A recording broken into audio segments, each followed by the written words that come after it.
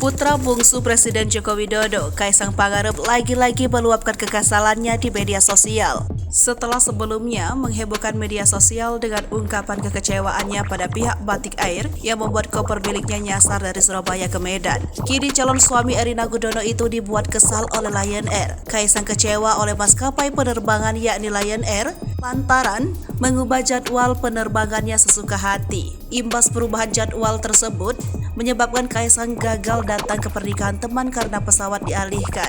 Seharusnya adik Gibran Rakabuming itu menaiki pesawat Lion Air JT530 yang terbang pukul 6:45 waktu Indonesia bagian Barat. Namun Kaisang mendapat kabar penerbangannya dialihkan ke pesawat Super Airjet IU366 yang baru akan berangkat pukul 9:10.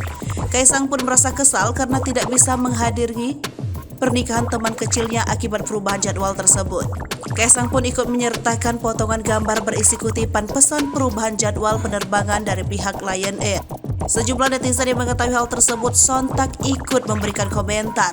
Tak sedikit yang menanggapi kekesalan Kaisang kepada pihak maskapai penerbangan yang kini kembali membuat kecewa putra dari Jokowi tersebut.